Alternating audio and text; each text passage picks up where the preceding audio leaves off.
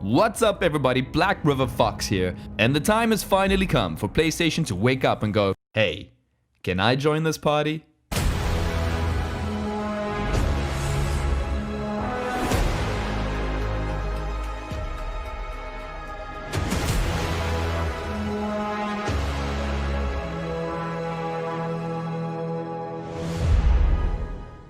That's right everybody, PlayStation 5 Showcase has arrived, and I think PlayStation has knocked it out of the park with an almost perfect presentation.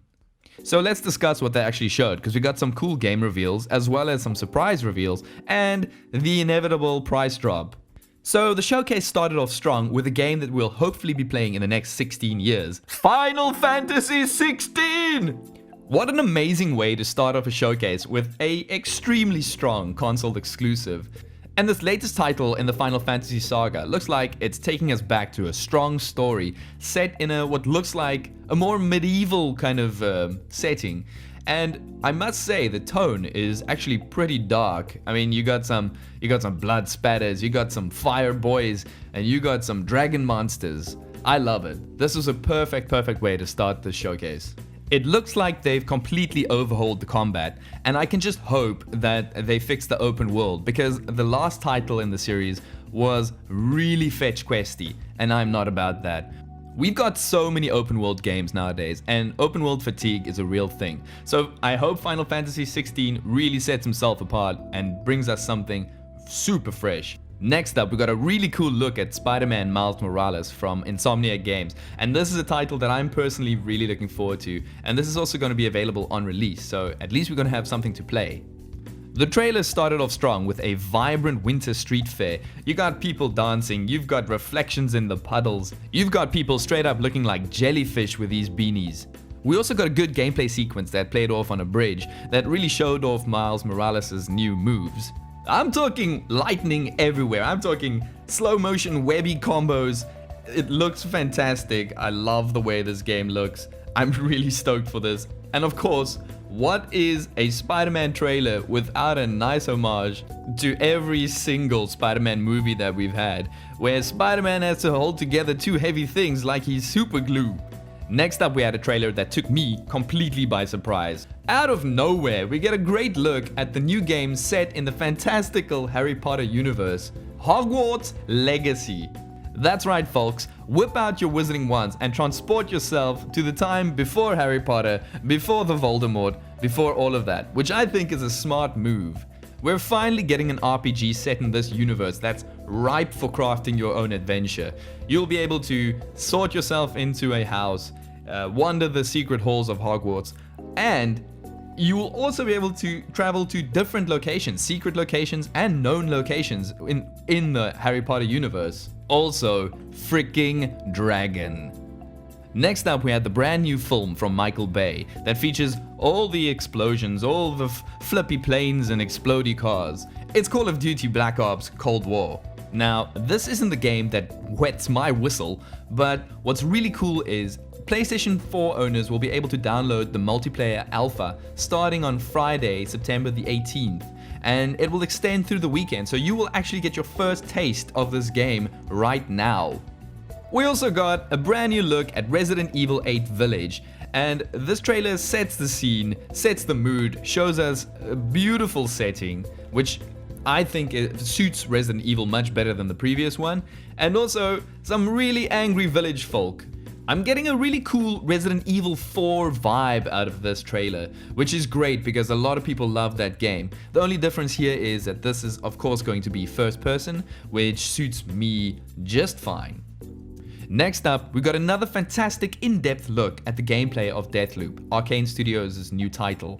And I gotta say, this game was delayed, and at this point, the game looks stylish, the game looks good. Just go finish it and gimme. This game looks so fresh and unique while still retaining that classic Arcane Studios game look. If you've played Dishonored or Prey, you'll know exactly what I'm talking about. Q2 2021 release date, go finish the game. And then we get to the middle of the presentation where they just kind of go, oh, what are we gonna put in here? We got nothing else. What's happening? Devil May Cry 5, there you go. I don't like the look of this game. I've never liked the look of this game. It looks like what a 16-year-old boy who listens to My Chemical Romance would play. So very cool, this is going to be available on release. Not for me, good for you. Next up, we got another great look at Oddworld Soulstorm, which seems to be keeping the same gameplay, the same look and feel, but just bigger and bolder, which is cool. I'll definitely play this title, but it does feel like a nice PlayStation Plus game. And then we get the most random addition to the showcase. Five Nights at Freddy's Security Breach, which is like a futuristic take on this game. I don't know, Five Nights at Freddy's, console exclusive, there you go. And just before you start thinking, PlayStation, what the hell are you guys doing with this? They dropped the perfect trailer for Demon Souls. No talking, no flashy animations, just straight up gameplay. And this game looks insanely good.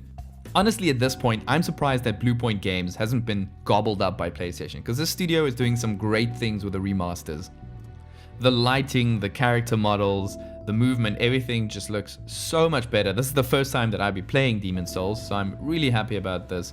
What a fantastic console exclusive for PlayStation. And also, freaking Dragon! Then we take a break from the games with a really cool service that Sony is bringing to the PlayStation 5. It's the PlayStation Plus Collection, a perk for the console's premium subscription service. The PlayStation Plus Collection gives PlayStation Plus subscribers, wow, how many times do I have to say PlayStation Plus, access to a catalog of PlayStation 4 games that they can download to their PlayStation 5 anytime they want. These include massive first-party hits like God of War, Uncharted 4, and Bloodborne, but also a few third-party games like Final Fantasy and Resident Evil 7. Now, I don't know if this is Sony's answer to Microsoft's Game Pass, but this certainly is a way to bring some backwards compatibility to the PlayStation 5. I mean, it's not PlayStation 1 titles, PlayStation 2 titles, or anything, but it does open the door for some new things other than PlayStation Now. And then, the moment we were all waiting for way longer than we probably should have. The PlayStation 5 pricing. So we do some nice zoomies around the console. And then we get to the price. $499.99 for the PlayStation 5. And $399.99 for the digital edition, which I'm going to pick up. These are great price points, and honestly, I gotta wonder if the Xbox price reveal actually made them change these prices, because I had a feeling that the PlayStation 5 was gonna be more than the Xbox, but with that $399.99 price point, I honestly think they've taken this generation. No fanboying, no console wars, just facts are facts. This is where we stand. This is the best way to play next gen, in my opinion. And boom, release dates. November 12th for the US, Japan, Canada, Mexico, Australia, New Zealand, South Korea, and November 19th for the rest of the world. So that would have been it, right? That would have been a great showcase, but PlayStation goes above what we wanted them to do and gives us an official announcement of God of War 2. I can't wait for the next adventure of Angry Man and Boy. 2018's God of War was my favorite game of the generation, and that 2021 release date is getting me Ragnarok hard, if you know what I'm saying. And there you have it. What a fantastic showcase for the PlayStation 5. In my opinion, this was one of the best showcases we've had. It's tight, it's to the point. Sure, we had some random Fortnite Devil May Cry things in there, but we kind of need those things as well, right? And sure, I would have liked to see a little bit more about the console, maybe get a glimpse of that sexy new dashboard UI, but hey, I'm sure we're gonna get that in the near future before this thing drops in November. So the cat's finally out of the bag, Microsoft and Sony playing all their cards. Personally, I still like what Microsoft is doing for the consumer, but as always, the thing boils down to games, and PlayStation certainly does have those console exclusives yet again for the next generation. As always, thank you so much for watching. I hope you guys are excited as I am. Let's go.